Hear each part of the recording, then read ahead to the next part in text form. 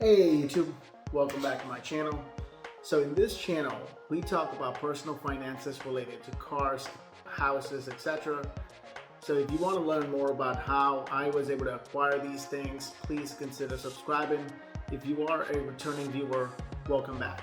So for today's topic, I'm going to talk about how I was able to buy my 2021 C8 that costed me $111,000 after tax at 29 years of age.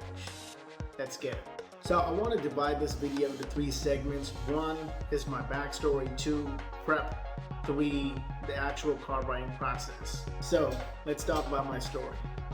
Personally, I am not a big fan of buying new cars just because of the depreciation any new car takes on the first year.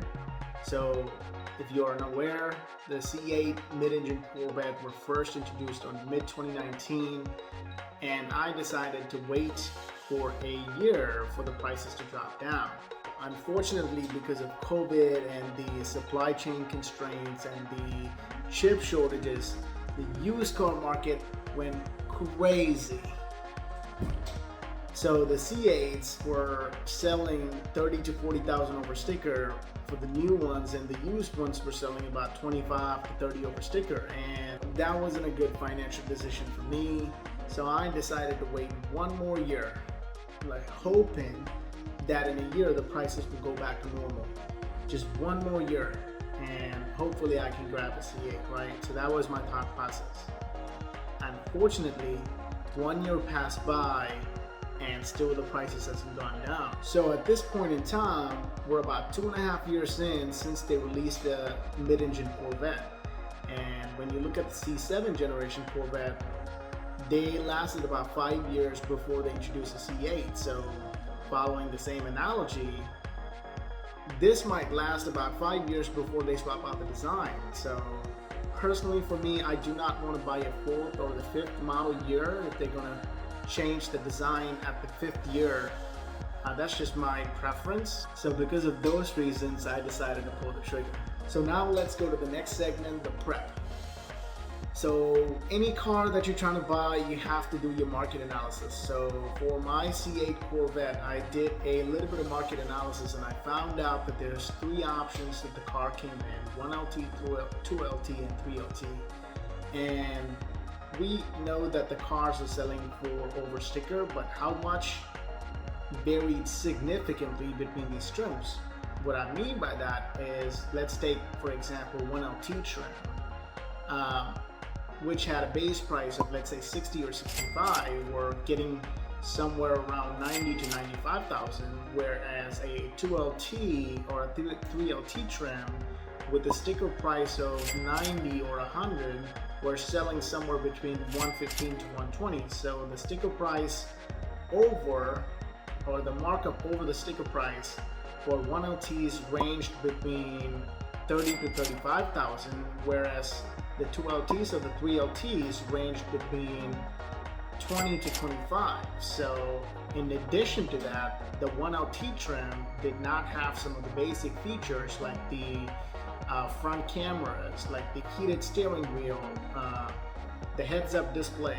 So for me, it didn't make sense to pursue a 1LT model, because if the market goes back to normal, I'm 35,000 down the drain, under the water, you know. So for me, I decided to purchase a 2LT or a 3LT trim, and per my market analysis, they were ranging between lower hundreds to 130.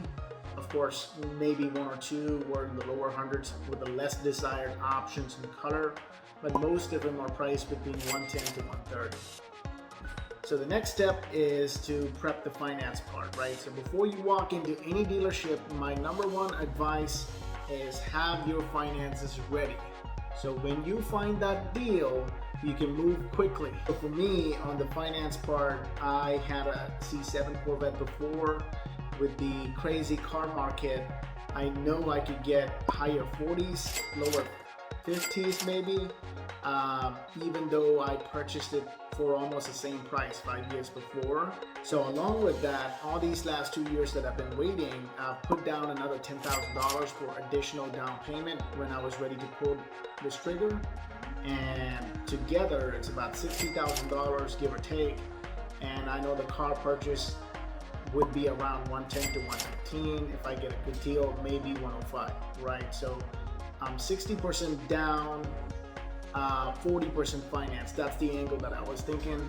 So on the finance part, I was able to get pre-approved for up to $50,000 at 1.49% APR for 65-month term with my local credit union. So if you are in the car market, you know that's a goddamn good deal, and you're not gonna get it anywhere or easily such a deal. So, and I was able to get that because I was a member of that credit union, and also my credit score was 750 plus. So if you are trying to purchase the same or a similar car and a portion of that deal is going to be financed, then my suggestion is to get your credit score up at least to 730. If your score is low, just wait a little bit, work on it for a few months, get it up, and then try to move. That way your deal is structured in a way where you don't lose a ton of money in interest and stuff. Now that we have the finances ready, so the next step is a fun step, which is the actual car buying process. And I like to get good deals. When I drive my car away from the dealership, I want to feel good, not feel ripped off from the dealership. So with that said, to find good deals, you need to have a lot of options. And to get a lot of options, you have to look at so many different places. So I started looking for C8s and Car Gurus, Auto Trader, C8 forums, multiple different forums, Facebook Marketplace, everywhere, right? Almost everywhere. So I can find deals, and I narrowed it down to about 10 to 12 different C8 options that I had. All were color red. So I wanted a torch red C8 between 2LT and 3LT trim between the years 2020 or 2021. So after looking at all these places, I was able to narrow down my options to about maybe like 8 to 10 different leads. And then the next step is the negotiation process. On top of that, I was okay purchasing nationally, basically flying down there, looking at the car and driving back if the deal is good, just so I have different options. I wanted a torch red C8 between 2021 and 2020 and 2LT and 3LT trim. So I narrowed it down to about 8 to 10 leads for all these different places.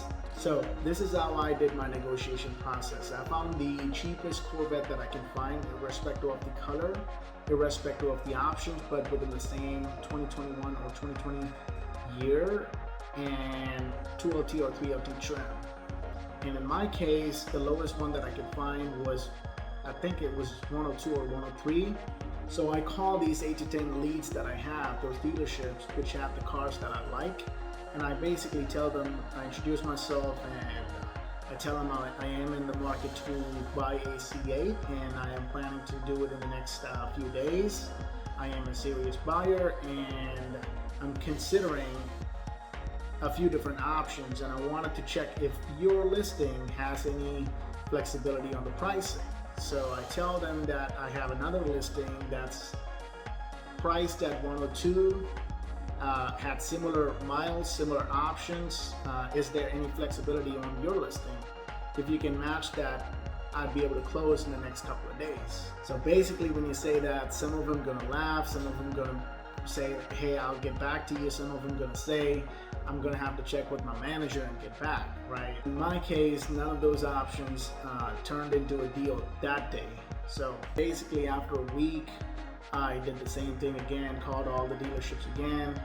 But this time around, I told them that I have a little bit of flexibility in my budget, and I could do up to $105,000. And out of those 10 dealerships, one of them worked out for me. They listed the car. They had a 2021 C8 2LT trim convertible, and they originally listed it for 120, and they dropped it to 110 a couple weeks before, just because it sat on the dealership for a while. and they agreed on my offer of 105. So it had a sticker price of 94 and had a few different aftermarket options on top of that. So to me it made sense, and for the dealership, they were located somewhere in Tennessee and they didn't have a lot of action or history on Corvette sales before, and not a lot of people were looking for a coupe two-seater convertible cars in Tennessee in the middle of the winter. So they were able to dump the car with a reasonable profit, and they were able to make room for a new inventory. So both of us were happy with this deal. So I flew down there, looked at the car, inspected the car, test drove the car, everything looked good, and I closed the deal and I drove back to Houston, Texas. So that's how I was able to buy my 2021 C8 Corvette convertible at 29 years of age. And this wraps up the video. Thank you so much for watching. I'll see you on the next one.